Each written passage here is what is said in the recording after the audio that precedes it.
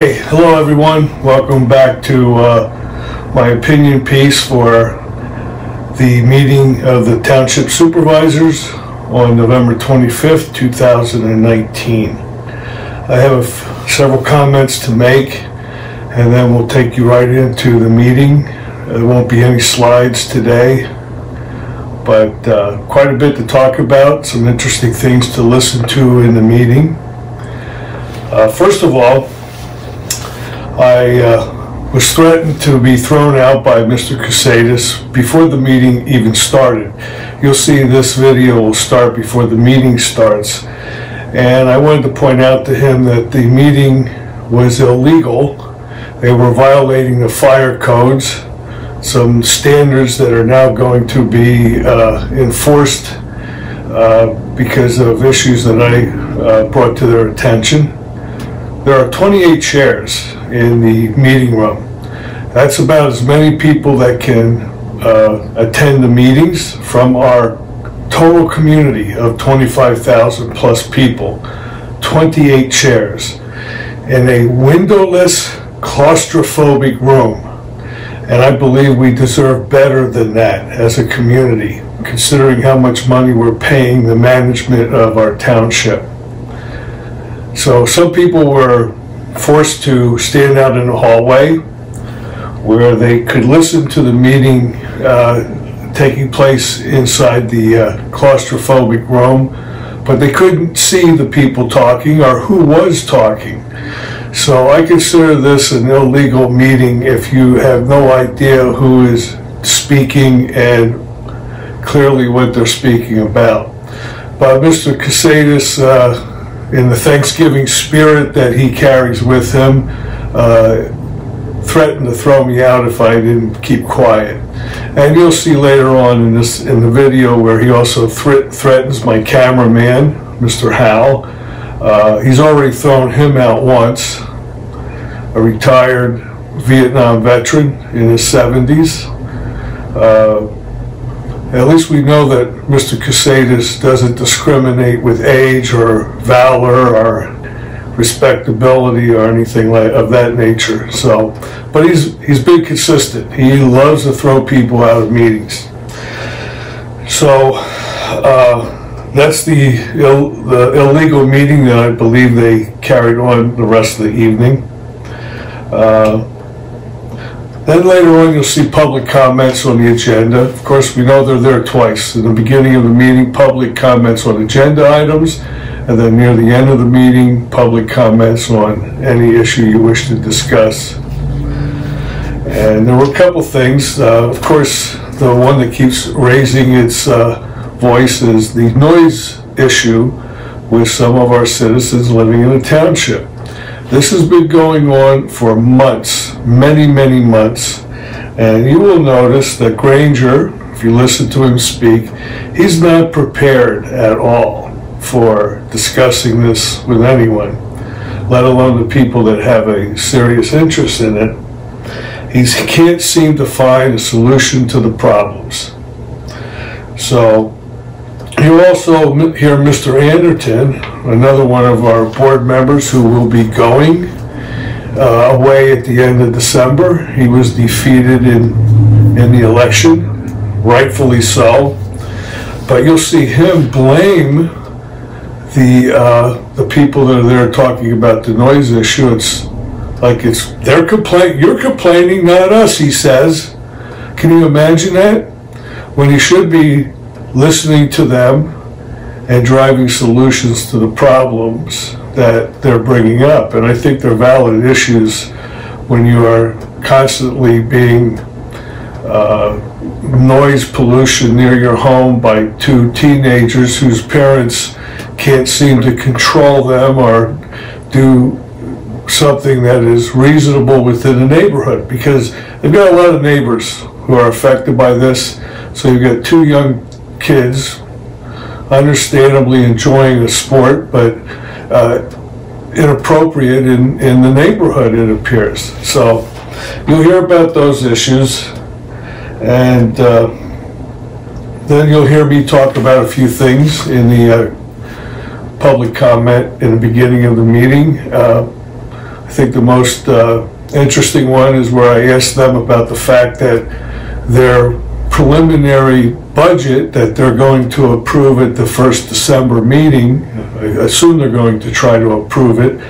They shouldn't, because it's a mess. In fact, it's unbalanced. And I spoke to them about that at this meeting. Mr. Granger admitted that the 1.3 million that it shows is in excess of our income will be used to cover, they'll cover it by using the sewer proceeds. So this is their plan year after year until all those proceeds are gone. This is a very bad idea. It's not the proper way to manage our township finances. And I have serious problems about the data that they're showing. We know Mr. Granger is ethically challenged, and we know that he's presented in previous instances incorrect, misleading financial data. And I believe this is another case of misleading information. And if you look at the fund summary and analyze it a little bit, you'll understand why it's a total mess. I think the deficit is going to be larger than the 1.3 million that he projects. So they're just going to burn through this money that we have from selling the sewer plant like a hot knife through butter. And we need to stop them. You can stop them if you go to the first meeting in December and tell them that you don't want them to do anything with the money until the new board is put in place. And then let the new board, with people that are really concerned about the issues here, start taking a look at them. People who are from our community. So that's the one thing I talked about that I thought was really serious. And then they start getting into the old business with the Reading Country Club. Most of this meeting takes up over an hour of discussion about the Reading Country Club. And this discussion really should have taken place in an advertised public meeting for the whole township, specifically on this one topic, the Reading Country Club. But they decided to throw this in at this meeting, and it took up over an hour.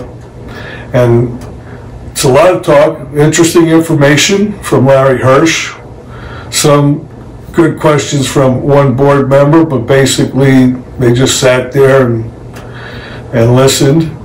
But what I got out of it was the fact that out of thousands of people our companies they reached out to find out if they were interested in our Reading Country Club, we got maybe 4 replies. And they were not seriously interested in buying our Reading Country Club. Now to me, that's a plus. I don't want to see it sold. This is an asset that they have projected a narrative to the community is a hindrance to our community. This is anything but the truth. This is a tremendous asset for our community. And given enough time and with the new board, we could show you why it's a great asset. But back to the discussion. So basically, Mr. Hirsch indicated that the biggest problem was that the asset is run down. The country club building is run down. The golf course itself is not maintained properly. And the golf course part is Mr. Granger's program where he's not cutting the grass properly, he's not putting in the resources necessary to maintain it as a top-notch golf course.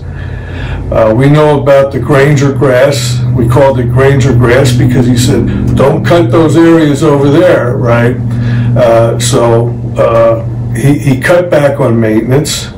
Also with the club, they never did proper inspections, maintaining the physical plant. We have to blame this on those supervisors, Mr. Cusatis as the chairman, and before him, Vanderlane, who just basically ignored the property, spent very little money on maintaining it. So this is why it's in the shape that it's in. And if you look at the state of Pennsylvania statutes on the responsibilities of a second-class township supervisor, it's enumerated very specifically in item number 2 of their responsibilities. They are responsible for maintaining the assets of this township. And I charge them with complete and utter failure to do this. And we need to look into this once the new board takes control. So, I don't think we're going to be selling the RCC anytime soon. And trust me, this is a good thing, a very good thing. So, I'm almost finished. I also think that another thing that came out of it, when you get back down to the public comment at the end of the meeting, you'll hear Michelle Kircher, who's newly elected to the board. She'll start in January. I hope, it's my fervent hope that these fellows, she'll be the only woman on the board, but these fellows that are going to be on the board should recognize that she's the only one who's really experienced and competent to be the chairperson of the board. She's already got 12 years in previously as a supervisor. And I think she knows more about managing our township and historical issues of our township than all of the remaining board members put together. But she brought out a very interesting point. She was approached by someone from St. Lawrence who said, hey, wait a minute. We have an investment in that sewer plant. We invested about 11% of the value of that sewer plant. Cusatis said it was 8 in the meeting, you'll hear him say it, but regardless of whether it's 8% or 11%, well, it's like, you know, $6 million to $9 million that theoretically St. Lawrence is saying we owe them. Now, I don't know the details of it. I'm not going to speculate, but it appears there's some claim, legitimate or not legitimate, we're not sure, but this was never brought up by the supervisors at any time until the night of this meeting, and the supervisors meeting on November 25th that we're talking about.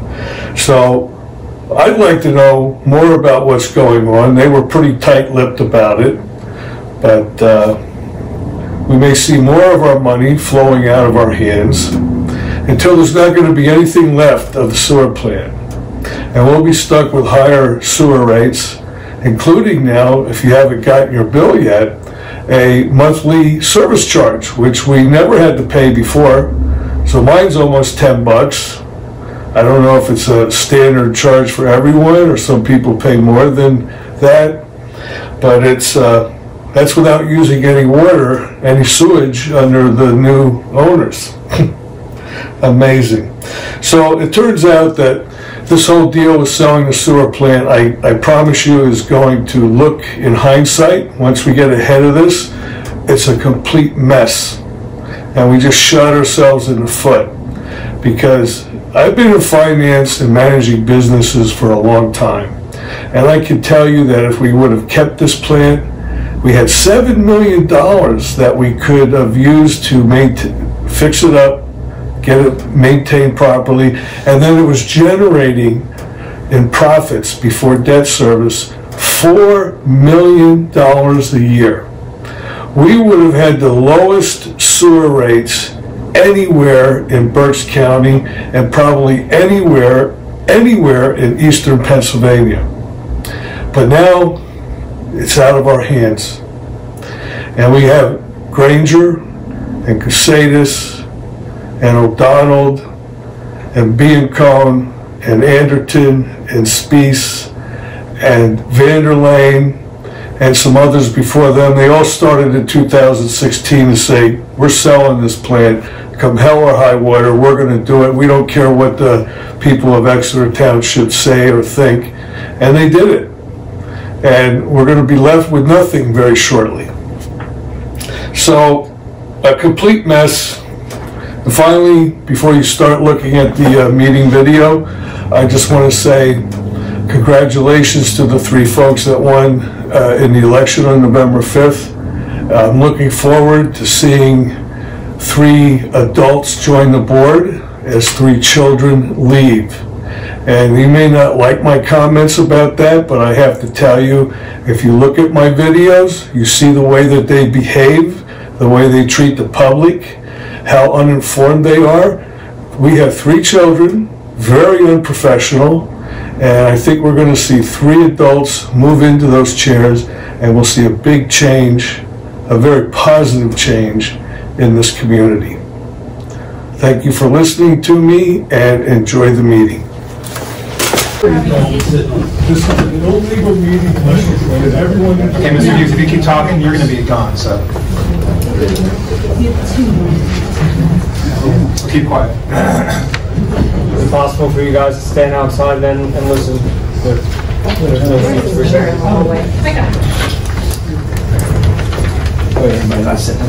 Sure. There's 2 chairs here. Those 2 are... Okay. And the hallway speaker is on for clarification.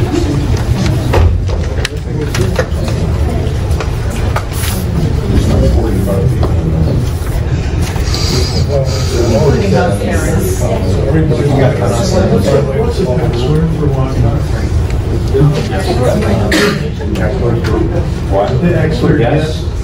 Exeter yes.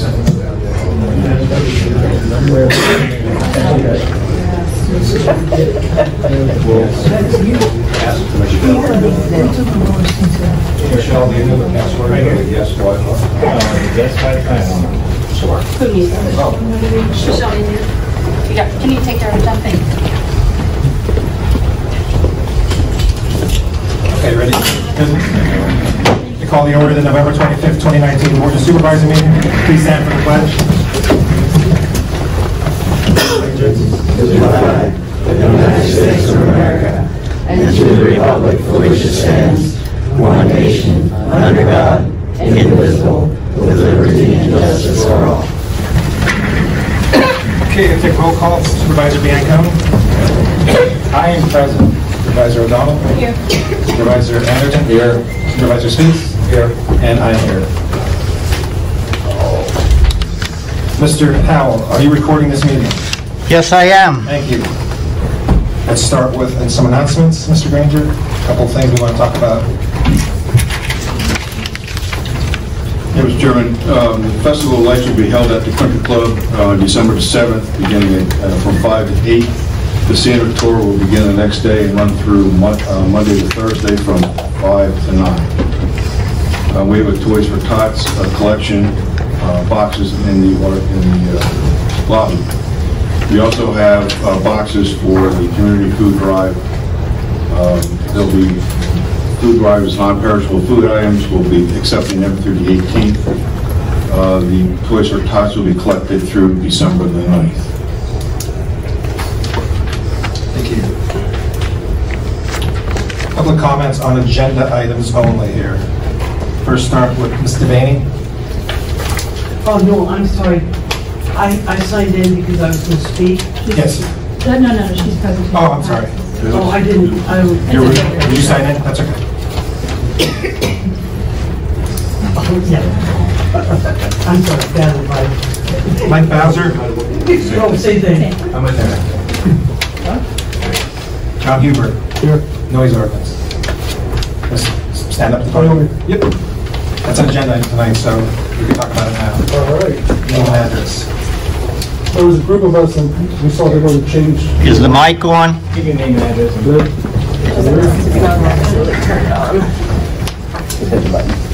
John, here you go. No, so it's all right. John Hubert, 75 Wegman Road. I guess at the last meeting they were talking about having someone else do the noise ordinance. I don't know what the difference is from the person that was first approved with the one that is now.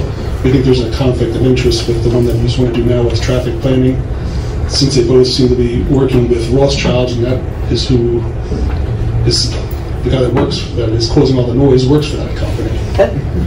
So we think there's a conflict of interest there. I think we're going to talk about that. That's part of the new business. So, I mean, I'm not for spending all this kind of money just for this noise ordinance, all because the property is already zoned for no motorcycles, so I don't want to see why we have to go through all this spending. I mean, it seems kind of ridiculous. I don't know who proposed it. Was it you that proposed it? Because aren't you friends with the Moraviches as well? I mean, are you working with them, or are you working with what do you trying mean, to sell? working with them? What does that mean? Well, it just seems like it's a conflict of interest. How is it a conflict of interest? Well, it seems like if you're working with them to try, we had this already. How? What do you mean by working? We had a with them? town engineer already selected. Another one was selected. No one's been selected yet. You recommended them. I recommended we look at using someone else. And you recommended them. Right. We could recommend another one too. But I mean, it's a conflict of interest with. How is it a conflict of interest? Again, because the two companies are. He works for Rothschild, and Rothschild is affiliated with traffic planning. They work hand in hand together all over the state, providing noise ordinances. And the original person he selected has experience throughout the state and doesn't have those ties. Well, again, we're going to talk about it tonight. Okay. Keep that in mind. The other reason that why we're having to do the whole noise ordinance is because it's actually going to affect the whole entire Exeter community. So this one thing stems is exactly we can't just do a attorneys have said it's too vague. It's going to be about the whole thing. So that's the only reason why we had to go to go a little bit further deeper. It just had to. And the zoning that you reference now has been deemed as too vague, which we've stated numerous times at meetings. So does that mean any ordinances deemed? I don't know. Spelled right out there in black and white. Again, we talked to Representative Joswiak. He said there's black and white. He said there's no reason it shouldn't be enforceable. So I don't know, where this is all coming from. It was You don't either. You guys are the ones complaining about it, not us. It just keeps things falling around though, like nothing's. It was a judge. It was a court that said that the noise ordinance was too vague. So it wasn't something council said. It was actually a case that went before a judge, and that's what their decision was. So unfortunately, we have to pay attention to that. So what are we doing to make it less vague? My understanding is that a firm that's not Fox Rothschild has been involved in drafting a new noise ordinance. I'm not talking about the noise ordinance. I'm talking strictly about zoning. Oh, I don't know about that. That's exactly what I'm talking about. John part of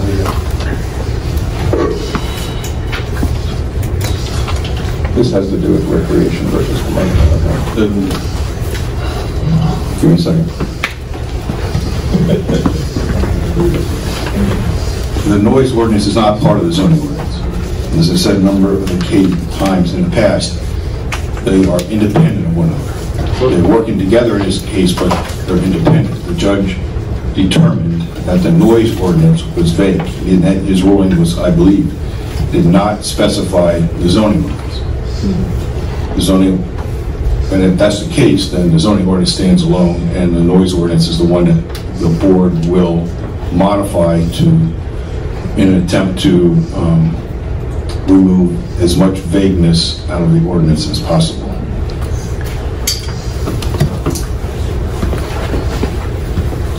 John. What steps are we taking John, to... say your name and address. John Knoll, 105 Wegman Road. John?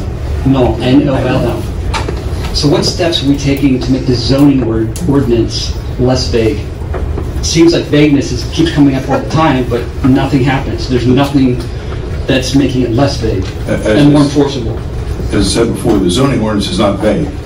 The judge ruled on the noise ordinance. He said the noise ordinance was vague, the zoning ordinance was not vague. Now, so how come it's not enforceable then if it's not vague?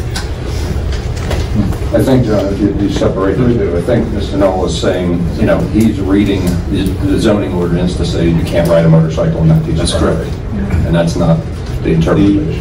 The zoning officer has rendered an opinion. I have spoken with representatives of the group saying you have the right to appeal that decision to the zoning hearing board. That is the process that will amend or clarify the zoning ordinance. I sent an email to you. Yes. And I never got any response on how to, step by step. The zoning officer didn't get back to you? Nobody got back to me. I'll make sure he gets back to you tomorrow. I will. Thank you for telling me. Thank you, John. Michelle, you want to talk about the noise ordinance?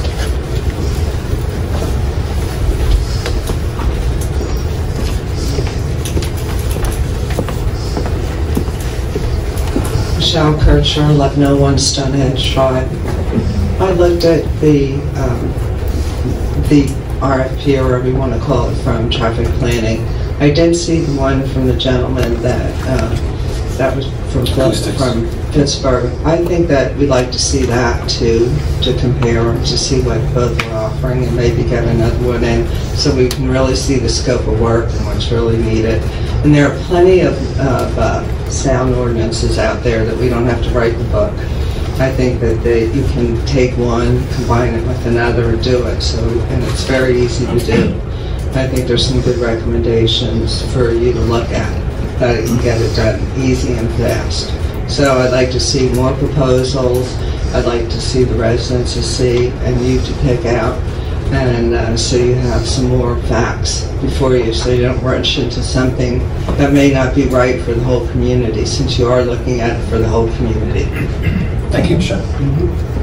Next up, noise ordinance, Scott. Yeah, I'm Edward Scott Blanchard, 30 Overlook Drive. I just want to say that I'm basically over about 4 houses from the property where this young man is running up and down, making all this noise. First off, I think it's kind of unfortunate that we have to come to a township meeting to address something that a parent should address, as far as common courtesy to your neighbors and allow them to enjoy their own property.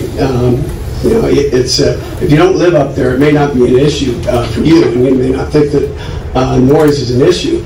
But I can assure you that if you live next to a property where somebody is running around with motorized vehicles, particularly throughout the course of the day and late into the evening, and they run them all day long, and it's next to your property, you're going to have a problem.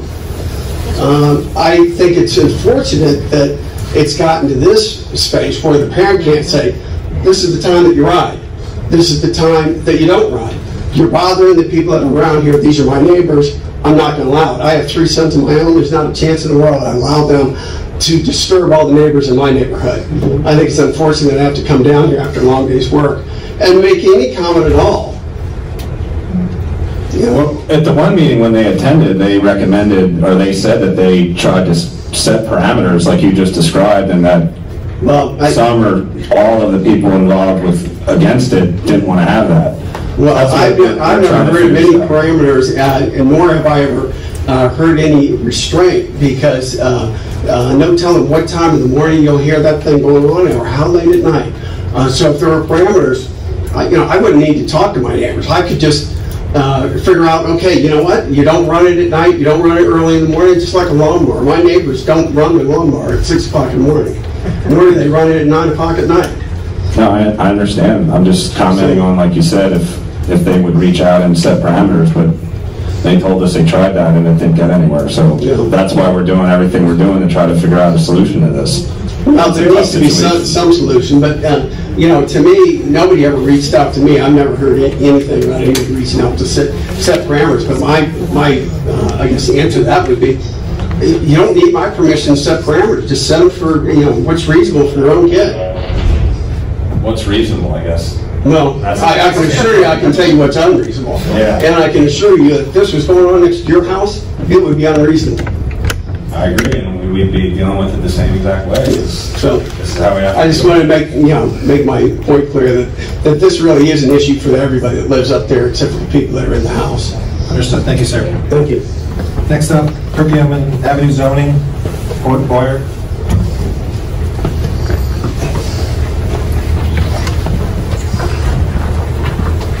This regards to Good evening, everyone. I wasn't. Are you on the agenda? We are on the agenda. Okay. Well, yeah, we'll wait until one more comment. I'll bump you up. Mr. Schemberg, do you want to talk about minutes?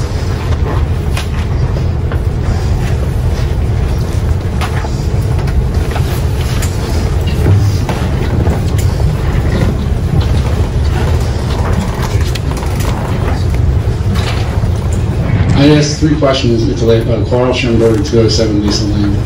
I asked 3 questions at the last meeting. Only one of them was put in the minutes. Is there a reason the other 2 were left out? One was about advertising on the website when a new business comes in. Michelle, is that you? Yes. Said it would take somebody a full-time job just to advertise a new business once every other week or so? Not exactly, but yes. Please speak louder. And the other question was, I asked you if you met with Lisa Vanderloon the day of the election, and you didn't answer the question. Is there a reason why? Because that's not in there either. Yeah, I met David Hughes. I met a lot of people. Did you meet Lisa? Did I meet Lisa when? Huh? Did I meet Lisa when? On the day of the election. I may have, I may not have. 3 more meetings. Not an agenda. The minutes are. Mr. Hughes, talk about the minutes only. Well, I said minutes is various. Various is not an agenda item. You can figure that out. Okay, so on the minutes. Your name and address, sir. David Hughes, 255 West 47th Street, Vinny. Got a question about the minutes. I noticed that you list all the people at the table here, but you also require some other people to be here, and you're not listing them on the minute report. So they're employees, and they're required to be here because I asked them if they had to be here, and they told me they did. So why aren't they included in the list of township people that are here? Mr. Supervisor. Okay. They're not required to be here. They're here at their own. No, they told me that they are. No, they didn't. I asked them yesterday. I'm telling you they did. So I don't believe anything you say anyway. Okay. So let me go to the other agenda item. I know you're going to have a thing on the agenda about authorizing the tax bills because you have a problem with homestead exemption. So that brought to mind, I'm asking this question, is there anything that we have to do to qualify for the homestead exemption if we're already enrolled in the county homestead exemption? No. District now? No, if you're in the county homestead exemption program, you're in the homestead exemption program for the... All right, good. Then the last question is, I'm wondering, with the homestead exemption, does anybody know what the lost revenue from this is going to be? It's about $800,000. Okay. And then the fund summary for the budget, why is it unbalanced? You're showing a $1.3 million loss, I guess. They're using... And shouldn't you have a balanced budget? The budget, the total is using cash from... sale of the sewer plant. Yes. So we're eating into that. Okay, that's what I wanted to know. Thank you. Thank you, Mr. Hughes. Regular approvals minutes, November 12th, 2019. Make a motion to approve the minutes of, was it November 12th? November 12th, 2019. I will second that. Any further discussion? All those in favor say aye. Aye. Those opposed, ayes have it. Treasurer's report, October 2019. Make a motion to approve the treasurer's report subject to audit. I'll second. Any further discussion? All those in favor say aye. Aye. Those opposed, ayes have it. Make sure it gets on the website. Disbursements. You make a comment about the treasurer's report. I think Yeah, I think some people might have been confused. The treasurer's report are on the website under finance. I don't know, does everybody know where they are? Mr. Howell, I know you couldn't find them the one time. Do you know where they are? They weren't posted. I'm not saying they were. You know They where weren't are on the posted. website. That's not the question I'm asking. Do you know It doesn't matter what question you're asking. They weren't posted. Are you going to post this one? Well, they are now. Are they? Yes. And I'm trying to be helpful to tell you where they were. Well, I'm not lost on the website. Okay. Anyway, they're on the. And you shouldn't call me out in the middle of a meeting. I didn't sign up for the deal here. Okay, so just shut up about me. You had a comment. So. No, I didn't have a comment. Okay, Mr. Howell. Enough, or you're going to be gone. Yeah.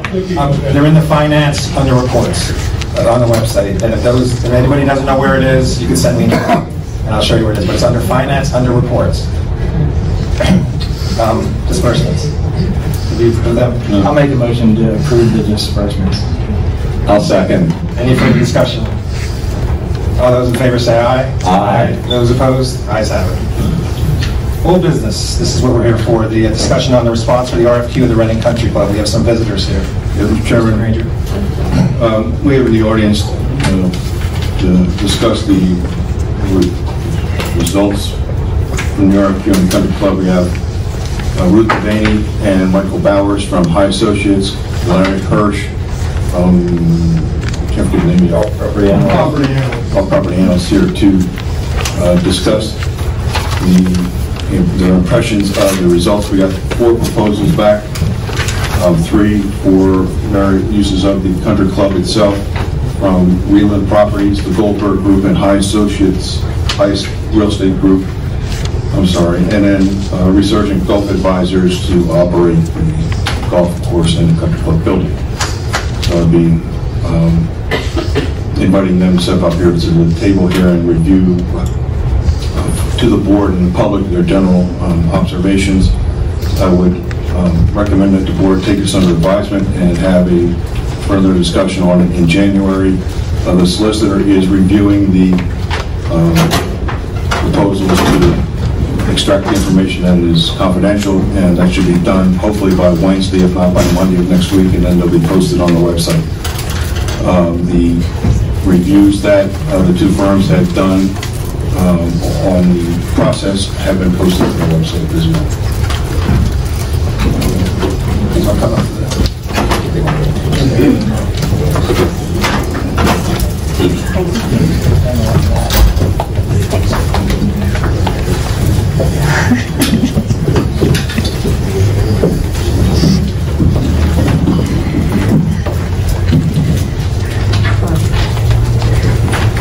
My name is Ruth Devaney, and I'm with High Associates. I'm glad to be here today. My partner, Mike Bowser, is here with me. We were hired by Exeter Township through your approval, and High in turn subcontracted to Larry Hirsch of Golf Property Analysts.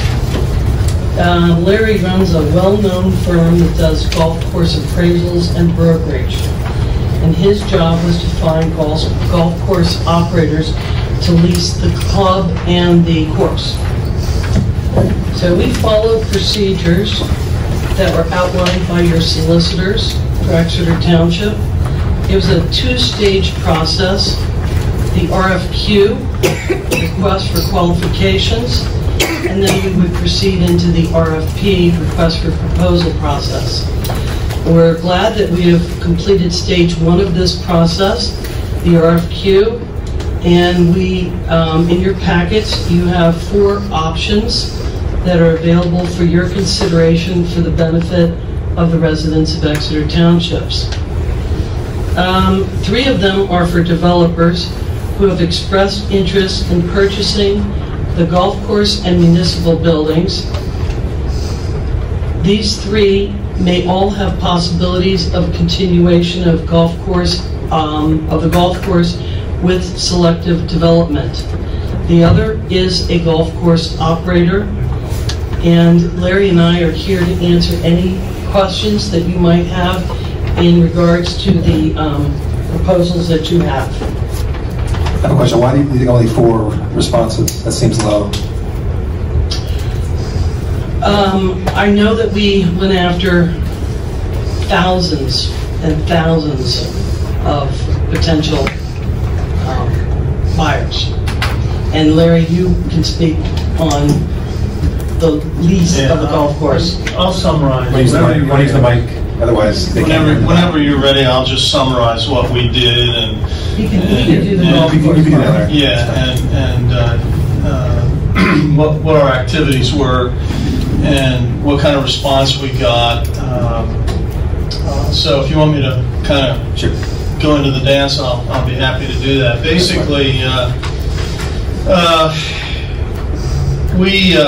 after we were retained by High, in July, we started marketing the property for lease, and we exposed it and distributed the availability of the property to our universe of about 10,000 golf industry participants and highlighted the benefits and advantages of the opportunity.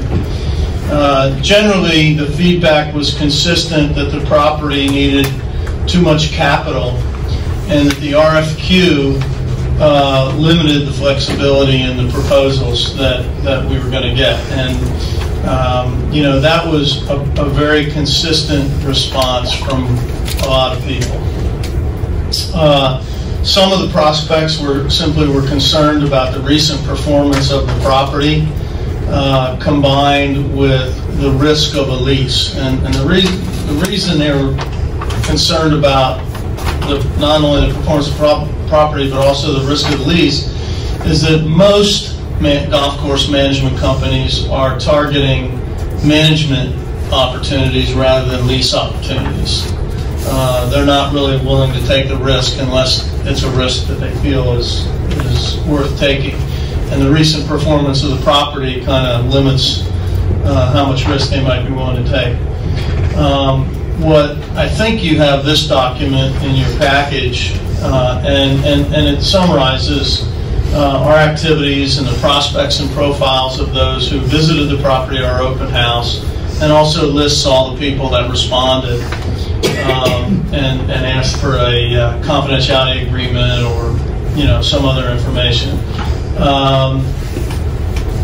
We know that one of our prospects did in fact submit an RFQ, and I'm going to talk about a little bit about them as well as two other prospects which I have been continuing to have conversations with about that. Ruth asked me to talk a little bit about myself and my firm, so I'll spend a few minutes patting myself on the back if you don't mind. Golf Property Analyst, as Ruth said, is a specialized real estate appraisal, consulting, and brokerage firm. We've been in business since 1980. I can't believe I'm really that old, but what are you going to do? We've focused on golf courses as well as we do ski resorts. So if you have a property where you want to have fun, we're the guys to talk to about it. I've developed kind of a brand and I think a pretty good reputation.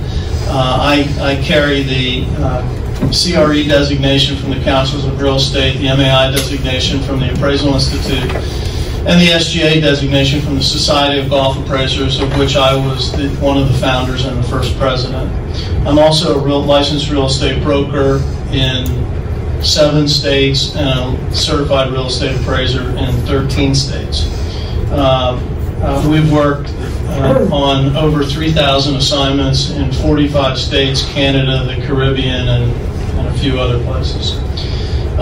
We do a wide variety of real estate services with respect to golf properties, which include advisory, appraisal, tax assessment, brokerage, conservation easements, consulting, eminent domain, exit strategies, feasibility studies, highest and best use, litigation support, market analysis and research, municipal course reviews, operational reviews, private club advisory services, strategic planning, etc. I think that you, or at least Ruth and the township, selected us because of our history and our reputation and our vast level of experience. I've listed in your package some of the selected assignments that we've done, as well as a listing of some of the brokerage assignments that we've done, and I don't think I need to read through them in detail. Feedback in general on Reading Country Club is expressed in 7 bullet points. One is that it's a very desirable golf course, which it is. As you know, there's some history there with Byron Nelson having been the pro, with Chip Lutz having grown up there. We both graduated the same year and played in the same district. He turned out to be a little bit better, which still ticks me off. Anyhow, there was the notice by the people that visited the property, as well as myself, that the maintenance program at the golf course has been somewhat limited. And that's important for one very fundamental reason, and that is, A, that's going to diminish people's desire to play the golf course if it's not maintained at a high level, and B, because when you start limiting maintenance, you get into situations where more things need to be done, kind of like the old frame oil filter commercial, pay me now or pay me later. And that results in capital needs, and there are some capital needs there that relate to the golf course. I didn't get into detail on it or have an agronomist or due diligence guy come and take a look at these things, but you know, when you start looking at things like cart paths and bridges and bunkers and drainage issues and you know, the age of certain components, as I recall off the top of my head, the irrigation system was not that old, which is a really good thing because that's usually the biggest potential capital need. And then any of the issues that may exist with the clubhouse. Again, we didn't have independently with our firm, you know, roofs, HVACs, that sort of thing examined. But the people that looked at the property, or in some cases had called and were familiar with the property, looked at it from a perspective of being a capital-intensive, potentially capital-intensive project. Another point of feedback was that the food and beverage capacity is too big. Now, I know that kind of sounds weird, but I calculated, I think that with the all the different food and beverage venues that exist there, including the ones that were added by your former tenant, that I think you can put something like 650 people in that place to eat at any given time. There's nowhere to park those people, and B, there's very few events where you're ever going to need to have that many seats. So it's kind of like you have a church for Easter Sunday has been created, and Easter Sunday only happens once a year, and in the golf business it doesn't happen even now.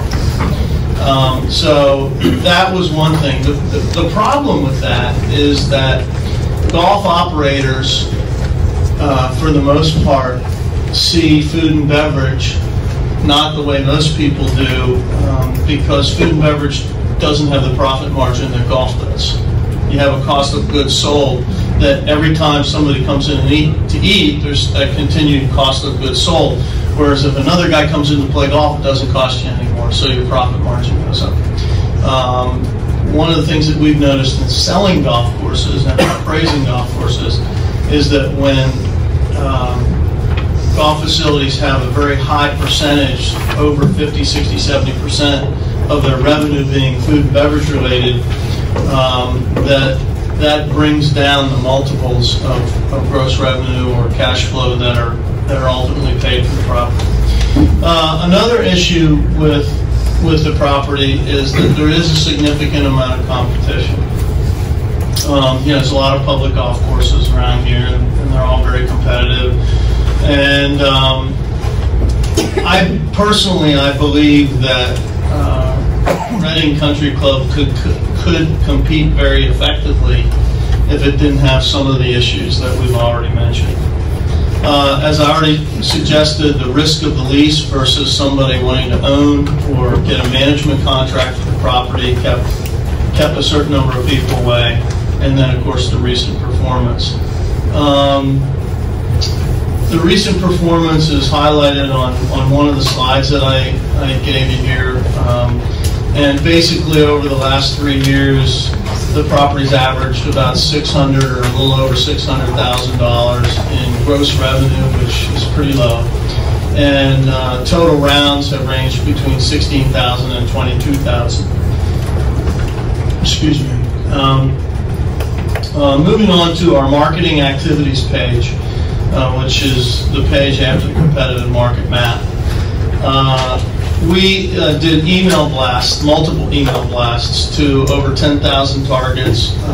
We put the opportunity out there on social media, Facebook, LinkedIn, and Twitter. We reached out to targeted prospects, and we scheduled through all those contacts an open house, which we held on October 25th.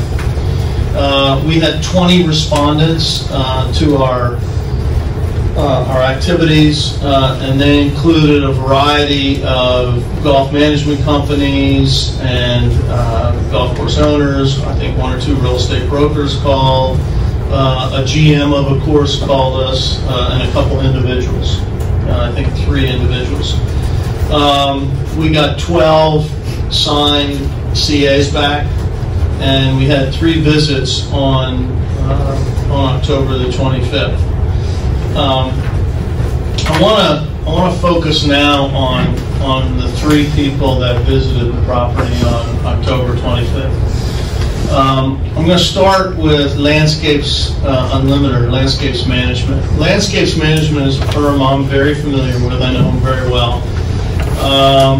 And they are, among other things, the world's largest golf course construction company. They also have a management division which owns or operates 50 plus or minus golf facilities around the country.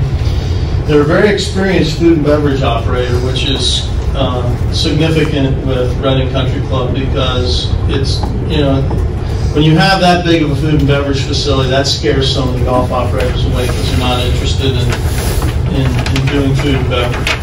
But they're not scared about food and beverage. They were, like I said, concerned about the required capital investment, and they responded by email and said, Scott and I did discuss Reading Country Club at length, and I even thought we might propose an alternative solution. However, we were unable to allocate the resources to develop that alternative proposal during the time frame allotted. We were able to respond to the RFP or RFQ, it was as it was outlined, merely because of the nature of the lease requirements. The format wouldn't be something we would be interested in at this point in time. Thank you for allowing us to participate. Interestingly, I emailed back and forth with Mark from Landscapes today, who asked me if I thought that it would make any sense for them to prepare some sort of a proposal for a management agreement. And I emailed back to him, told him I was coming to visit with you folks tonight, and said, you know, let's wait until I hopefully get some feedback on that tonight. That's the summary of Landscapes Unlimited. The next operator that visited was Ron Jaworski Golf. And I'm sure most of you know who Ron Jaworski is, the former Eagles player. Ron owns about 7 golf facilities, I think, and you know, he's very experienced at turnarounds. In fact, that's the kind of opportunities he targets, his turnarounds. He's also very experienced and very comfortable with big food and beverage operations. And I've sold Jaws a few courses over the years, so I kind of know what he's looking for. And you know, I thought they were a real natural for Reading Country Club for a variety of reasons, not the least of which is it's in his geographical sweet spot, and everybody knows who he is, and you know, this is Eagle country, for lack of a better word, and I thought they would be a real good operator. And they wrote back an email and said, this is from Ron's son, BJ. It was a real pleasure visiting Reading Country Club on October 25th. The property is beautiful and the history is palpable. After speaking with everyone there and reviewing the RFQ, we feel as if the investment needed to bring the property to a profitable level is beyond what we are willing to invest at this time. If we were going to put out the kind of money that we believe the property needs, we would need to own the property. With that being said, we would be open and willing to lease the property at a fair market value if it is ready for business. This would mean all spaces remodeled properly and ready to open, including the restaurant, catering spaces, pro shop, golf course, maintenance building, pump house. We are aware of the township's position, and while we do not find their requests unreasonable, they're just not the right fit for our company at this time. If there's an opportunity for a lease under different circumstances, we would be ecstatic to be affiliated with this wonderful property. So, you know, there's definitely some interest, which doesn't surprise me, from Jaworski, and I think, as you can see from these 2 responses, that the township, I would recommend that the township at least consider modifying its criteria or requirements if they so choose to maintain the property as a golf facility.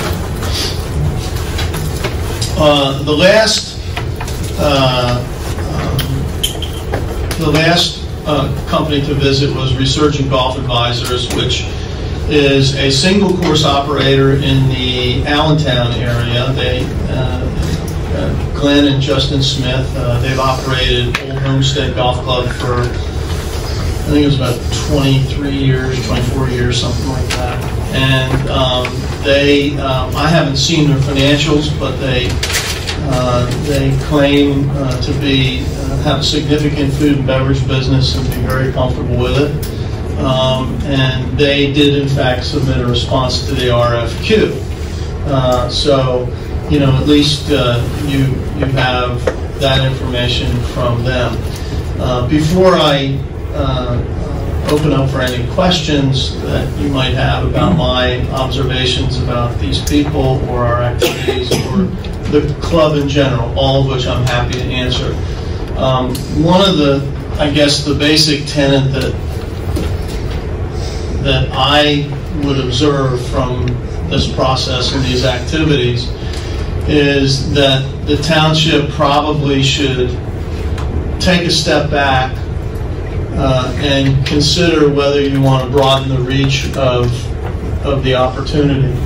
In order to broaden that reach, I think you're going to have to modify the criteria, whether it be a management contract or a lease, whether the township is willing to do some capital improvements to attract more potential lessees, things like that. And then we can get into what it might take. Studies have not been done. What exactly it might take on the township's part to get the property to where it would be attractive for a potential lessee if you decide that leasing the property is the only way you want to go. So that being said, I'm certainly willing to answer any questions that you might have. Jeff, Dave, I got one, Larry. So I think you recommended, as you're saying, you know, an assessment of the property as far as what capital needs are, and I think we have a couple proposals on hand. We haven't made a decision on that yet, but would those proposals provide for a staged priority capital need? It doesn't have to all be done in 1 year, but if there's a program put over a number of years, would that bring a Jaworski or someone back into the picture? I think the answer to that is yes. I think that if the township goes out to market and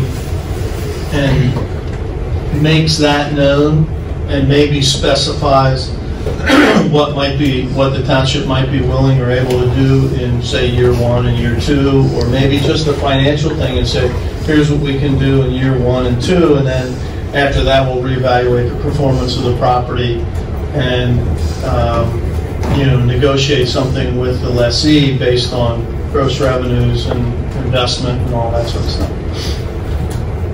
Okay, thank you. Were there any reoccurring things that popped up as far as like golf course improvements that the groups thought it would need? Well, not in detail, but I can tell you from my own observations as somebody who's been around a few golf courses.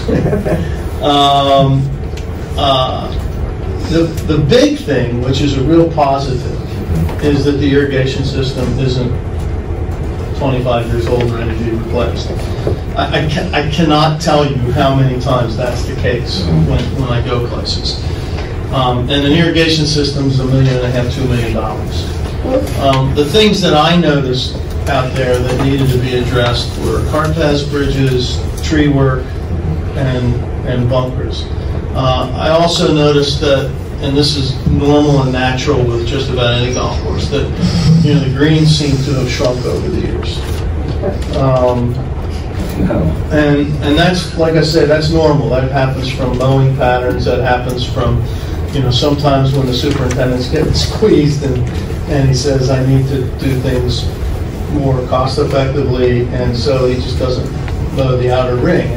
if you take 18 times less one outer ring, that saves on labor. I would think that first and foremost,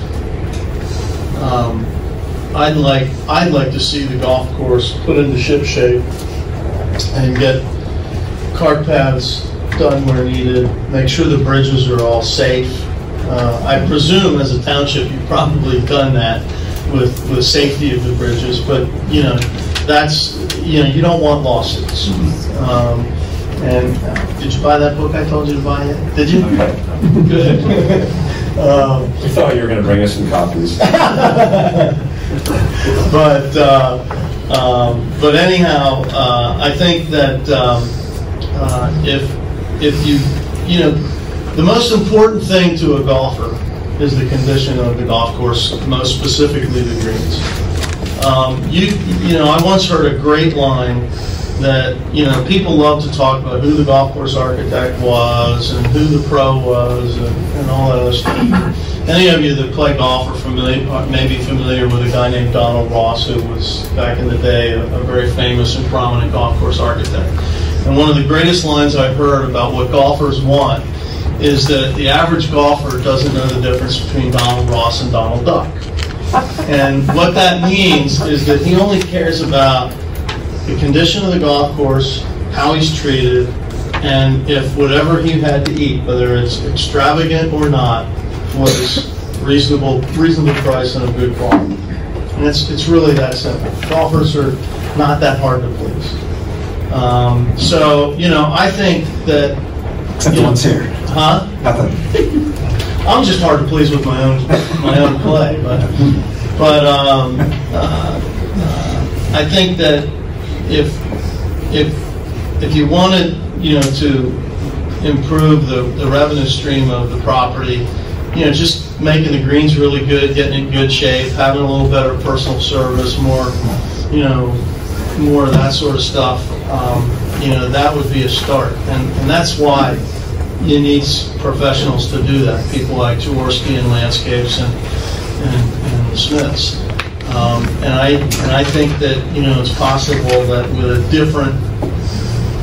different type of offering, that you get a lot more people to potentially pursue it. I mean, I can think of names off the top of my head of people that said to me, "No, we're not interested in a lease," or "No, we're not interested in a lease where there's potential capital," or things like that. I mean, I had we helped Talent Energy, which is I guess you could call it a successor or whatever to PP&L, owns Royal Manchester Golf Links over in the York area. And they're a client of ours, and they retained us to help them identify management companies. And we got 6 proposals, and we limited it to that. And I don't know that property is necessarily as potentially desirable as Reading Country. What do you think, based on it, because the amount of rounds are not a lot if you really think about it. So, as a golfer, I just feel that it's like there's some courses that do get a lot more play. There are a lot, if you go to like Will Hollow or something, it's wide open. So, not that it's not playable, but it's a lot of position shots at the Reading, which makes it unique. What do you think could make possibly? Do you think there's some changes that could be done to make it more playable, that you would get more rounds? Let me qualify by saying I am not a golf course architect. No, I know that. But I have built a golf course, and I'm also a Golf Week golf course rater. And for 10 years before I got with Golf Week, I was with Golf Digest. So I think I have an idea of what makes good and bad golf courses, at least from my perspective. And to me, the biggest problem fundamentally with the Reading Country Club course, and I've never played it, I've only been around it a number of times, is the trees. There's too many trees, and today golfers want room. They want room to hit it. The average golfer, which is most people, The average golfer wants to get up and bang the driver as far as he can. And if he gets up there and he bangs the driver and 100 yards after he hits it, it hits a tree and bounces sideways, and then he's got to hit back through the trees to get it back in play, he's not going to be happy. Right. You know, to me, as somebody who's been a competitive golfer most of my life, you know, I like challenging golf courses, but challenging golf courses should be reserved for places that aren't looking to get a lot of people through. And I think it'd be difficult to get a lot of people through Reading and, you know, on a busy day when you can make hay. I think the trees are a big part of it. Do you think there's potential that long term it could be more successful as like a mid-range, yes, fully private club or a public club? I don't know if it could be successful as a private club. I certainly think that it can be successful as a daily fee course or possibly a semi-private course. And semi-private means a lot of different things to different people. Mm-hmm. But I think there's a market there for the guy that says, hey, I like this, I want to join here. The one thing you have to watch when you take a public course and start offering memberships is you're going to get that guy that says, well, you know, I play so many times a year, if the membership costs this much, it's either worth it or it's not. And you can end up getting less revenue than more revenue. So you have to be careful with that and limit the number of memberships. But yes, I think it can be successful. You know, the location there is tremendous, number one. Number two, I think there are courses within the competitive market that are very possibly going to go away in the next year or two. You know, I can't say exactly which ones, but you know, I know that there's some that aren't doing so great. There's a couple for sale too. And there's, you know, what's for sale in Golden Oaks? I know is Arrowhead was. Which one?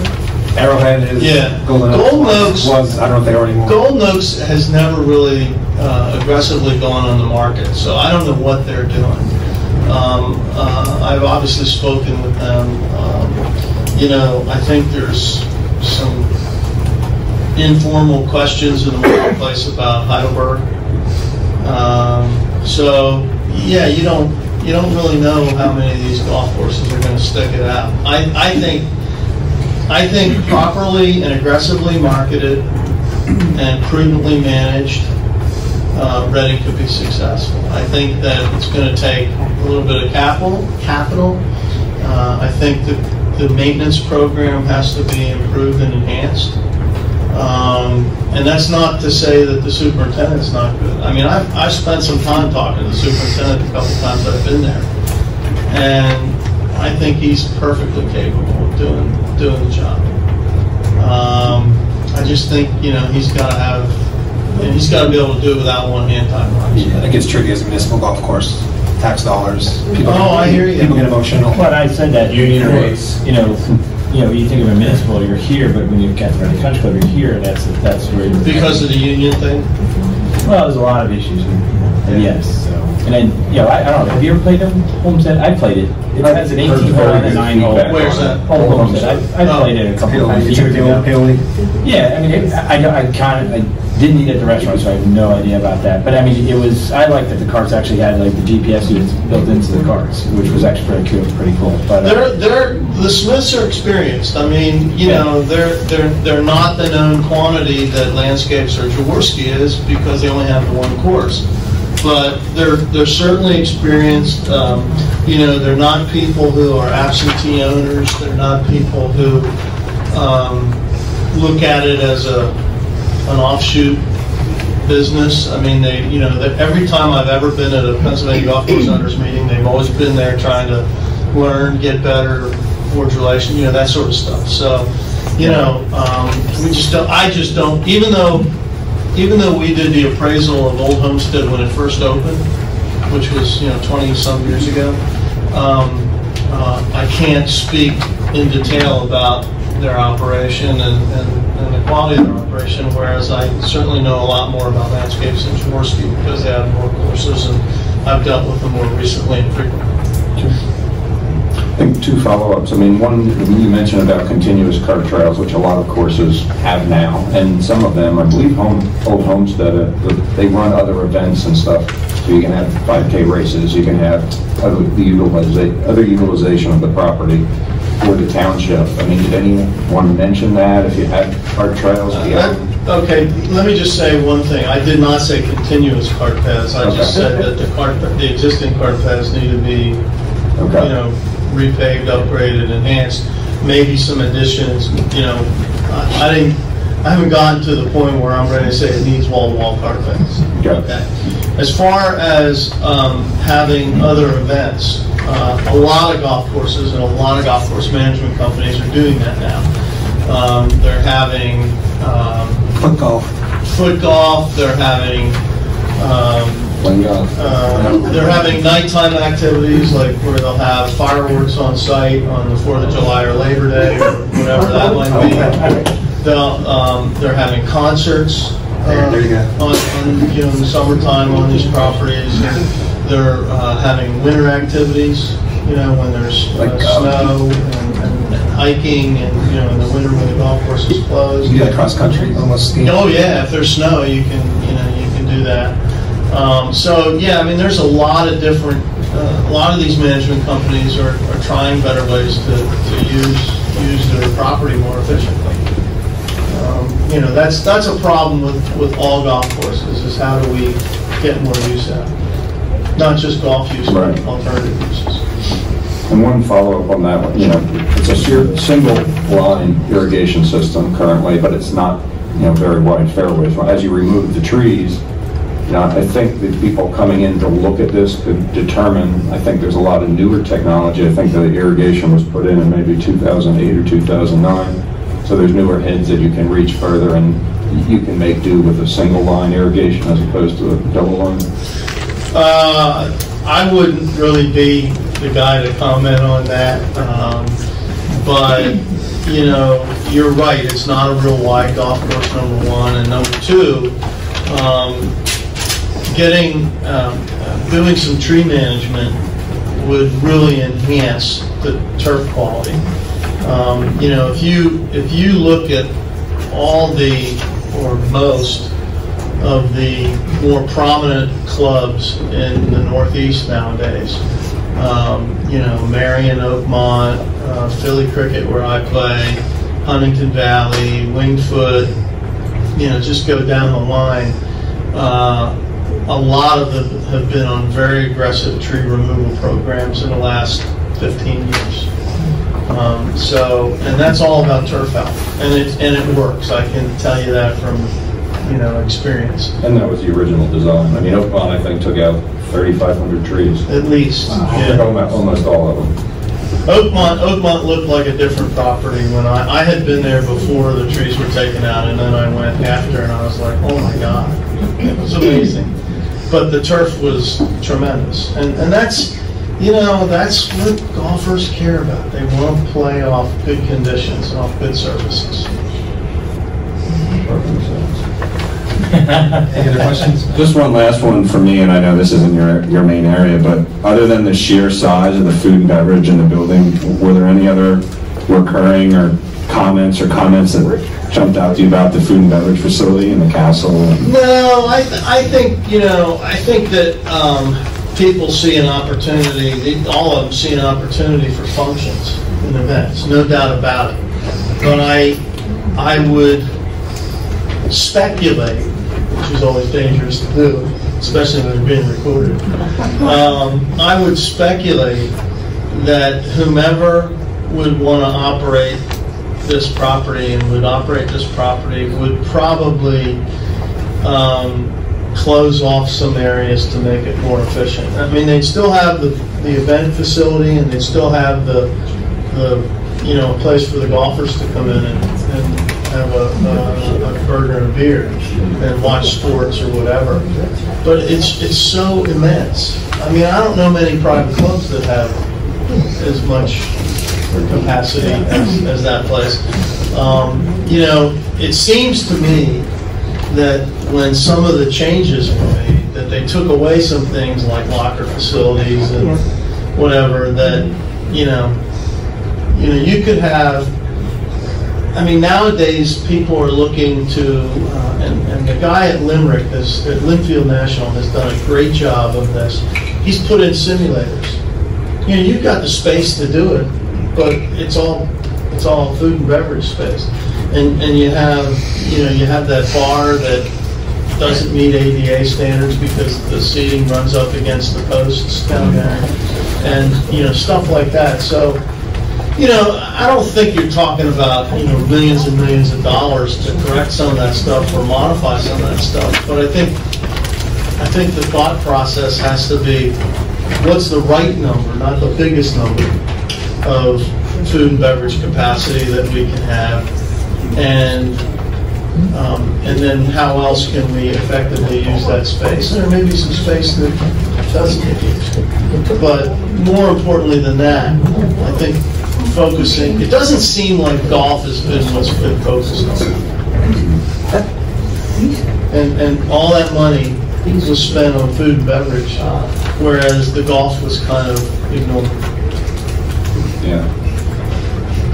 But I think, you know, I think given the right kind of opportunity, that a lot of people would be interested in, more than we were able to generate.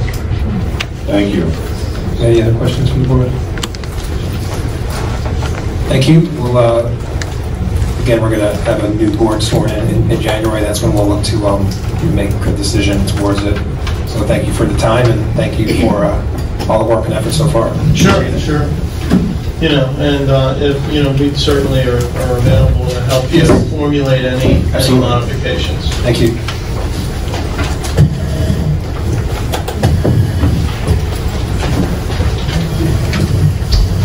Thank you. Have a happy Thanksgiving. Have a great holiday.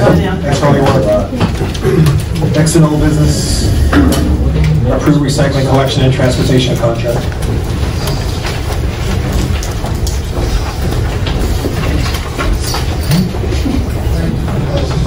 Chair, discussed last meeting, the administration took bids for the recycling program.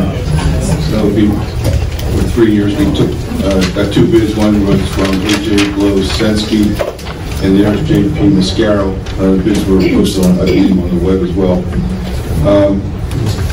They're significantly higher than what the township was paying before for 2 reasons. One, you're going from bi-weekly collection to weekly. And the second is the market conditions for recycling are horrendous. The county coordinator had said that this is not, our bids are not dissimilar from other bids because of the market conditions. I would recommend that the board consider awarding this contract for a year and thinking about what they want to do next year, because this is an issue that I think there are several other options that recycling material can be collected, and I think this is something that the board really needs to give some thought to. It'll cost the township some money next year. There's already cash in the budget to cover for a year, and I'd recommend I'd recommend you accept the bid of Blosensky at $66.36 per ton next year. Is that one or 2 collections? Is there a big difference in the price? Whether it's, you know, current versus every weekly? Weekly or every other week? We took bids on weekly only. Okay. So this would be weekly? To be weekly.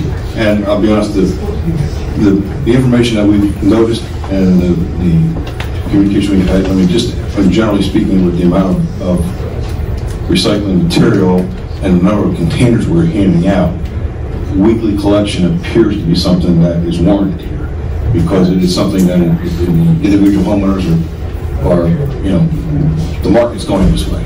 So there's more stuff to recycle, and it's causing some havoc, but the homeowners are you know, keeping things for 2 weeks instead of weekly. And most communities that I've talked to have weekly recycling as opposed to bi-weekly. I was thinking, or something. So it's something I think is a step in the right direction in increasing the service, but the cost is a little out of sync.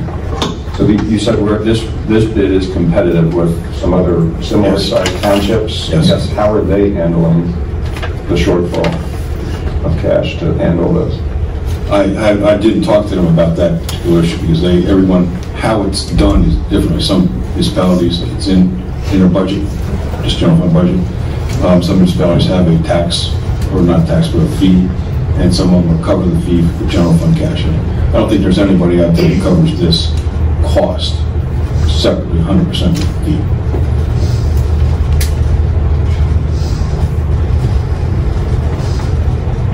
Any other comments from the board on the two proposals? But it would just be for the 1 year. 1 year. Yeah. And we'll reevaluate.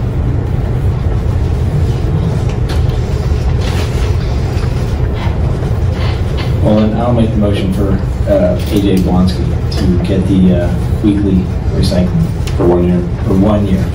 I'll second. Any further discussion? All those in favor say aye. Aye. Those opposed, ayes have it. New business, authorization to hire 4 police officers. Can I take this? Yeah, sure, thank you. So, as the board's aware, patrol's been operating about 3 officers short, which is a substantial thing. And next year, we have 2 sergeants who will be retired. So the board authorized us to test back in the summer. We've completed that testing process, and the detectives have worked really hard getting through background investigations. And we're here tonight with 4 officers, 4 applicants to recommend to hire in 2020. It's really important that we move on this now for several reasons. One is that one of the applicants would need the police academy, his Act 120 certification. And that starts in January. A good reason to move on that is because there's a grant that we haven't been able to get before that would cover a substantial portion of the fee for the academy, and then also would reimburse a decent portion of his salary while he's in there. The second reason is because the academy is 6 months long, and then we have a 5-month FTO program. So that officer would, even though we would be starting him in January, he wouldn't hit the street till November. So it's important not to delay on that. The other 3 people that we're recommending all have their Act 120 certification. 2 could start immediately in January, and then 1, it's been budgeted for him to start in July. We've spoken to him, he's willing to do that. So with each one of those having to go through a 5-month FTO program, that puts 2 officers ready in June and 2 officers ready in November to be out there on their own handling calls. Just need a motion. Make a motion to authorize the hiring of the 4 police officers. I'll second. Any further discussion? All those in favor say aye. Aye. Those opposed, ayes have it. Resolution forgiving the 2018 and 2019 township taxes for the RCC. Please, you want to speak on this? Sure. So during the 2018 and 2019 years, there was no tenant in the RCC, so there was not commercial activity taking place through a third party. And without that lease relationship, the property is exempt from taxation. Our office filed an application seeking exemption from taxation for the RCC that was granted, so it will be exempt from taxation beginning in 2020. And this would be a resolution that would formally forgive our taxes that we would owe to ourselves. We have to do that for the tax claims office in the city. But it would be for 2018 and 2019 tax years. The school district is going to... The school district has confirmed that they're not appealing the exemption determination by the board. And that time period is passed at this point anyway. Thanks. Yes. Motion. Make a motion authorizing the resolution for giving the 2018-2019 township taxes for the Reading Country Club. I'll second. Any further discussion? All those in favor say aye. Aye. Those opposed, ayes have it. Next, authorize advertisement of ordinance establishing OPEB trust. Mr. Chairman, We've talked about this for a number of times. We've had some presentations to the board. The OPEB trust would be formed in order to pay for the health insurance costs of retirees. It would not affect the pension plans, and it all just pay the cost of the retirement, the health care costs. The solicitors preparing the ordinance. We're reviewing the draft trust agreement. The ordinance will be for your consideration at the next meeting with the trust agreement, as well as a resolution to fund the trust so that the government operating in January will be you'll be getting a memo, and the entire board in January will be getting a memo from the administration with respect to the appointment of trustees for the trust. There'll be employees on the trust as well as a resident and 1 or 2 board members. So this would authorize the advertisement of the ordinance. Make a motion authorizing the advertisement of the ordinance establishing the OPEB trust. I'll second that. Any further discussion? Those in favor say aye. Aye. Those opposed, ayes have it. Next up, approve agreement with Berks County Intermediate Unit to print 2020 real estate tax bills. We've talked about this several times, Mr. Chairman. This would be an agreement with the Berks County Intermediate Unit to print the tax bill. The county system is not capable of printing a tax exemption, homestead exemption bill for municipalities. They do it for the school district, but they can't do it for the municipalities. BCIU does it for a number of municipalities in other counties, and they're familiar with it. We have submitted a proposal. It needs to be reviewed by the township solicitor, but we need authorization to proceed, so the bills can be prepared in January for distribution review. Just to comment on that, I think, there is a price difference. We have to do it for the homestead, but I mean, I was on that site. It also provides some added functionality, I think, for the user. Yes. The online system The online system is state-of-the-art. It provides functionality for the township, for the tax collector, and for the resident. The user, yeah. And if I could just interrupt, we have reviewed this and we have just a few comments that we want to approach the BCIU about. It wouldn't be pricing, it would just be tweaking minor issues that I don't expect to be an issue. But we would request that the motion be subject to solicitor negotiation of those final items. Whoever makes the motion. Just amend it. Amend what? The motion would be to approve the agreement subject to the development of the agreement by the solicitor. Make a motion to approve the agreement with BCIU to print the 2020 real estate tax bills, subject to amendment of those few items mentioned by Elise. I'll second. Any further discussion? All those in favor say aye. Aye. Those opposed, ayes have it. Next up, approve migration of Code Red system with Swift Reach, which is the Berks County emergency notification system.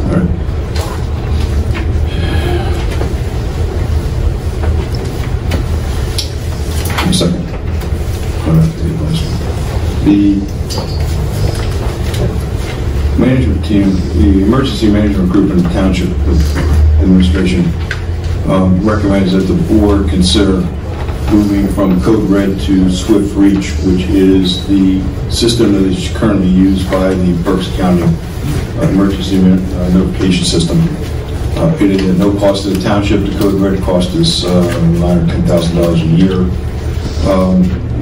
In addition to the cost benefit, the Swift Reach system is much easier and has more functionality than Code Red does. The emergency management group has spent a significant amount of time on this, and I believe it's something that the board should consider changing the process. There will be some changeover required. We will have a full discussion about this in the newsletter so that we can get the residents up and running on this. But I think it's something that is a long-term benefit to the community as a whole. And it's a saving of $10,000. Yes. I'll make the motion to approve the migration of Code Red to Swift Reach, which is the Berks County emergency notification system. I'll second. Any further discussion? All those in favor say aye. Aye. Those opposed, ayes have it. Is the gentleman here on the Perkiomen? You guys want to? Zoning Hearing Board's application. We're going to do 5160 Perkiomen Ave first.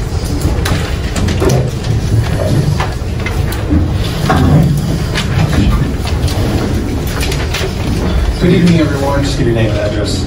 I know you're not representing your client. That's correct. My name is Malin Boyer. My business address is 2 Meridian Boulevard, Wyomissing, PA. I'm also an Exeter resident, 7 Courtney Ray Circle. Do you have a business card? With you? No. Sorry, I do not. Okay, that's fine. I am here on behalf of my client, George Balthaser. He owns Windsor Garden Design. We have filed through Windsor Garden Design a zoning hearing application. Mr. Balthaser began to look at the property 5160 Perkiomen Avenue back in 2017. I was part of the due diligence process that he undertook, which was significant.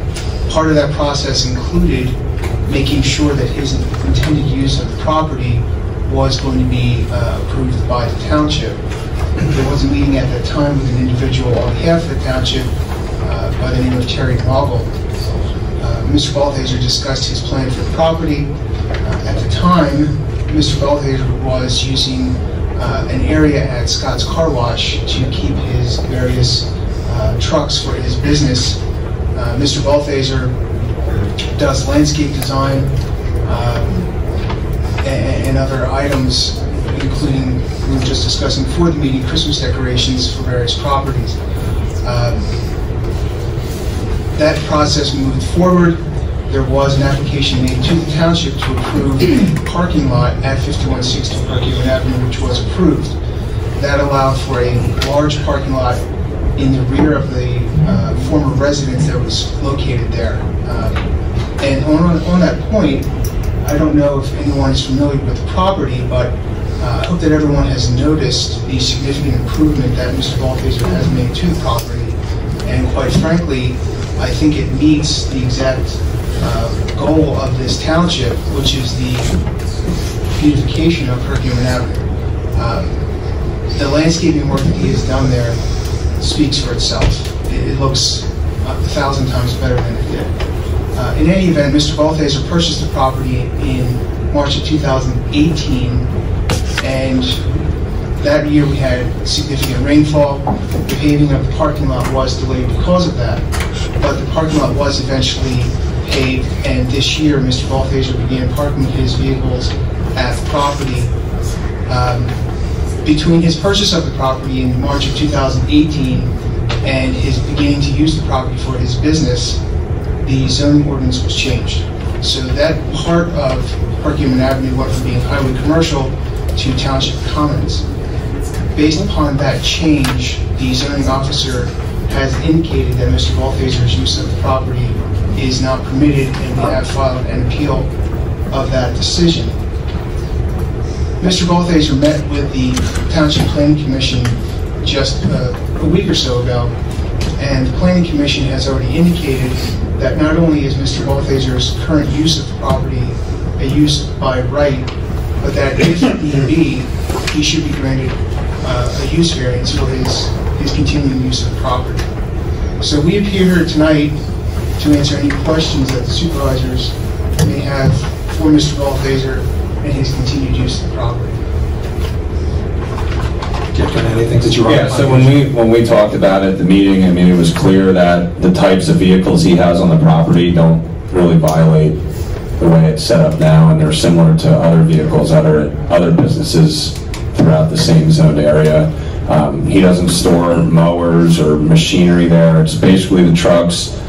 Guys get there in the morning, they get their work assignments, they go out. It's a lot of estimation work, and like you said, it's not really like a nitty-gritty landscaping company. It's more high-end, more design, and then they come back and go home. And, you know, they did a tremendous job to the building.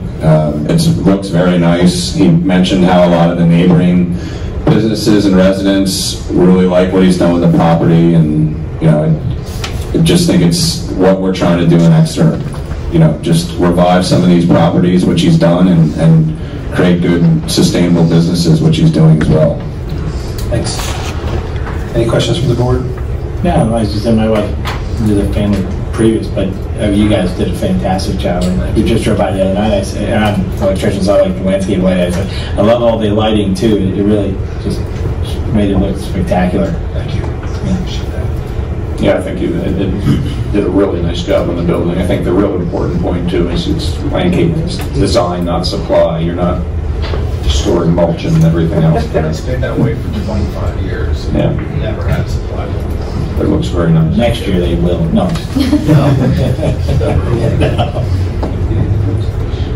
Well, the issue before the board is to what extent, if any, do you want to have an appearance on this matter for the zoning hearing?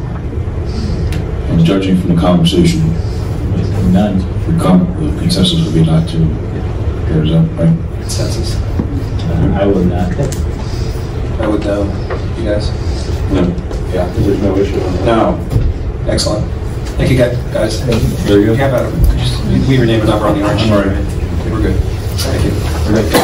Thank you, guys. Next up, zoning hearing board application for 811 Shelbourne Road. Are they here? I don't think so. This is the Old Exeter Golf. Yes, the Globe House.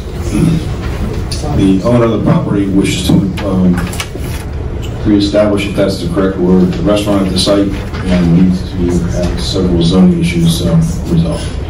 Yeah, so this was another one, same meeting, basically after I think it's 18 months, if it's not being used as a restaurant, it kind of defaults. So we just recommended they do a very modified, scaled down land plan, just to make sure everything's still good with stormwater and parking and lighting, which it is, or, you know, they haven't changed any of that, and they're not intending to shrink any of that or reduce any of the, you know, any of the issues with the property. So we're fine with it. The planning commission voted unanimously on that. Okay. Yeah. Again, the consensus board not to appear. Yeah. Thank you, Jeff, for your input. Thank you. Next, authorization to sell 1997 Spartan rescue pumper to Clearfork Volunteer Fire Department in Bastian, Virginia for $52,000. Mr. Chairman, the Volunteer Fire Company has found a purchaser for the fire truck. There's an agreement sale which has been distributed to the board. I would need approval for the board to sell the pumper to the Clearfork Volunteer Fire Company of Virginia for $52,000. Just need a motion? I'll make the motion. I'll second. Any further discussion? You second that, John? Yes. All those in favor say aye. Aye. Aye. Those opposed, ayes have it. Next, consider approve agreement with traffic planning and design to provide professional services in the amount not to exceed $9,500 for the noise.ATV ordinance issue that we've been having. So this is a different company now that we want to look at. Verse. The other proposal was $15,000. Oh, yeah, agreed. He didn't give a not to exceed number. Just that number. We did. We gave not to exceed number. That was $15,000. This is not to exceed. Yeah, they said to do it for $9,500. less than 10. They've done work in Exeter before for other things. So I take issue with the agreement because it specifically calls out one address. And yes, it's an address that we've discussed over and over again, but the data that we're using is for the noise ordinance for the entire township. And so we shouldn't be basing our ordinance that affects 26,000 people in our entire township from one property. I also have an issue with doing any monitoring now. Maybe it's just me, but I think it tends to be quieter in the winter months as opposed to the summer months when people are doing, you know, yard maintenance and stuff. I still have concerns that whatever data we collect, you know, from ATVs is restrictive to yard maintenance. I have we have several chainsaws and leaf blowers, snow blowers that I need ear protection to operate. I don't need ear protection for an ATV. So those are my concerns with the agreement as it's presented. I like this proposal mainly, there's a local company, you know, they've worked with them for a while, gave someone else a chance. The other one was kind of open-ended up to 15,000, but I also hear some of the comments, you know, that, you know, I don't know how much monitoring we have to do as opposed to putting together a stronger ordinance. And yeah, I'm kind of torn between going out and putting out an RFP and saying this is what we want to do. Can we get more proposals on how to get a stronger ordinance in place? Not focusing on, as you say, on property, but.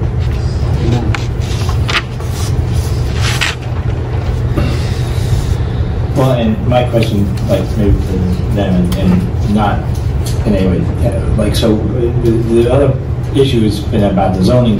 Where has anybody brought it up to, like, went to a zoning hearing board meeting to bring it up? Yeah. Sorry. I was asking that. Given the level of interest and the status of where we are now, I would suggest that we invite the special counsel, conflict attorney, trying to get the name right, to the board meeting, first meeting in January. Give me time to see if I can find one or two other vendors who can provide similar type of service, get a further understanding of the scope of work from TDP, provide all that information to the conflict counsel, and then have a discussion on how the conflict counsel feels the best effort he would recommend a board engage on this, because the conflict counsel is going to be the one who's going to prepare the ordinances, but also prepare it in such that it can be defensible in a court of law. And that's where I think you need to go here, is that particular way. So give me a little time to find out if I can get understand the scope of work here. Make sure it's not just a single site, but it's a township, and then see if I can find one or two other sound engineers or people who collect this information, and find out if I can get a coherent scope of services so that I have 3 or 4 different companies bidding on roughly the same scope of services. It'll take me a little time to do that. Just to Michelle's point earlier, have we looked at what other townships have done? The solicitor has looked at a few. He's written a few others. The homeowner service a few. The issue primarily, I believe, is not necessarily the language, but the data that the language supports. That's the primary issue. When you get into this particular issue, data is what is going to drive it. Even though, I think the court may have said whatever the decibel level, how did you get to it? And here, if you collect the data, you have an expert who can say, this is how I got it, and this is what the numbers are, and if it's too high or too low, that could be, there's at least some subjectivity behind coming up with the number. And I think that's the key critical element. And I think the attorney probably support that statement as well. So we'll table this. And has it been calmed down since? It's pending court, the most recent citation, so there has been no writing. And that's when it stops. Okay. We'll table this. Next up, proposed ordinance to rescind the per capita tax ordinance. Chairman, the per capita tax was levied by an ordinance. If the board desires not to collect the tax next year, the board will need to adopt an ordinance to rescind the tax. Make the motion to propose the ordinance to rescind the per capita tax. I'll second. Any further discussion? All those in favor say aye. Aye. Aye. Those opposed? Ayes have it. You got that, Jim? Aye. Department reports, Clarence. Basically, all we've been doing is picking ways to do that. We see it. We thank you. There's 4 or 5 pictures going every day. And that's what we've been doing. Seems to be going probably better this year than most because of the way they've fallen. The timing has been really well, and we've been able to keep up with almost pretty perfect. It's just the whole system just worked out well with the frost and everything else. So other than that, that's what we've been doing, and also getting ready for the sanitary. So that's it. Anything else to add? No, nothing other than thank you for Could you just talk about that seatbelt thing? There's a lot of noise on the social media about the seatbelt Thanksgiving. Yeah, what's that? Could you just explain to the public what's going to be going on? just so we can put word out on social media, we explain. Gotcha. Let the traffic warning. Okay, thanks. Engineer, Mr. Rogowski's not here. The only thing that I have to report is that there was an executive session that was held to discuss the JMH litigation immediately before this meeting. Thank you. And Michelle, do you want to talk? Sewer plan?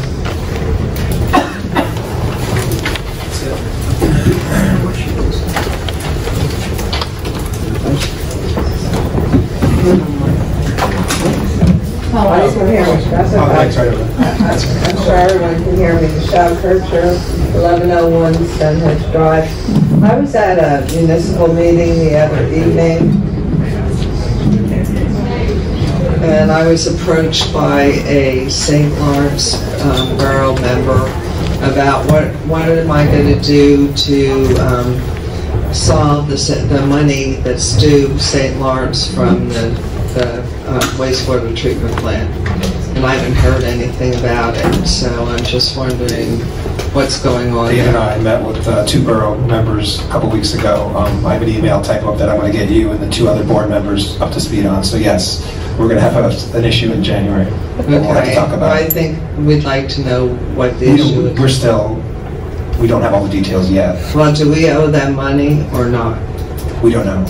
There's still should that have been settled already? Yeah, it's probably a technicality, right? You know, you could say, no, it's not. What's the right thing to do? It's going to be discussion. It's not clear cut. There's already been some discussion. There's two issues aside of it. One of them I think we have resolved, but there's still another issue on the table. You know, I think the only thing we decided is going back to them to say, yes, we're going to be reasonable and talk to it, and we committed to tell them we're going to be discussing it, you know, by the end of the year, so those discussions would take place early next year. This goes back to 1966, actually, what they said that they had 8% of the sewer plant. So that's why I'm still getting some documents together, and once I get that, I'm going to share the package with the new board. Well, I was told 8%. I just wonder if this is going to be a large amount of money, are we going to have shell shock or not? Yeah, I would say, let's wait till we get all the details. Okay, thank you. Thank you. More of an executive session conversation. Yeah. Next up, Supervisors report. We'll start with Jeff. Country club's nice in the fall. That's been fun. And I think we got some great info from Larry about the future of it, and you know, I think the feedback he gave was great, and maybe we can look at, you know, modifying some of the requests or the requirements in the, you know, the proposals and things, and obviously that'll be worked on more in January with the new board. So, but that was really great. I think that's going to move along, and it was great to hear that there's interest from companies. You know, the ones who did show interest are the one, and then if we make some changes or, you know, look at doing things differently, there might be interest for more as well. Thanks. Dave? Yeah, I just thank Clarence and his team. I mean, I think a great job on the leaves. I've heard a lot of positive comments that they are getting picked up. Also, I just say, hey, while the road is closed down in East Neversink, it is nice to see the work is going on. So it seems to be moving along. I was trying to get down there to look at it, but I have to get on my bike. But looks good. Thanks. Benny? So I was talking with Mike Capita and with the traffic unit, with Sergeant Benson and Lieutenant Harley, and they are going to do a presentation at the next meeting on December 9th. And I believe some of the school board members and possibly the principal are going to show up. And again, these are just to bring ideas. There's some that we might be able to, that's some that we can do as a township, some that the school can do, some that, you know, might not be feasible or might not be able to do by the school, but again, it's just, getting it out there to get somewhat of a resolution for that traffic issue that we have going on. And I'd like to congratulate that we have 4 new officers coming in next year. That's great. Excellent, thanks, Derek. Happy Thanksgiving, and I'm looking forward to seeing everyone at the Festival of Lights in December. Should be a good event. Since we are talking about the presentation earlier, I just want to comment that to our new board, I'm really interested in seeing what the benefit to Exeter Township actually is or means when making a final decision. Because let's remember that less than 1% of Exeter Township golfs. So I'm interested in the progression of that conversation. Less than 1% does not represent Exeter Township. So the whole community needs to enjoy it. Looking forward to continuing that conversation. Good comment. Happy Thanksgiving, everybody. Be nice to each other out there. And Mr. Howell, be nice. And that's all I have.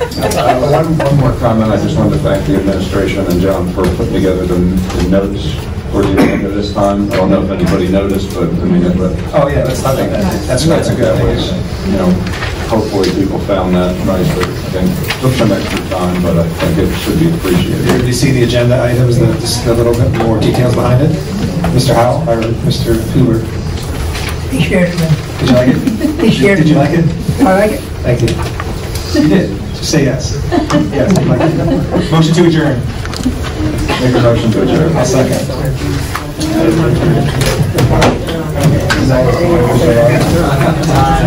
Take care, Tom. See you later. Have a nice Thanksgiving. It's supposed to be nice. It's supposed to be nice. Happy Thanksgiving. Yeah. Mm-hmm. Happy Thanksgiving. You too.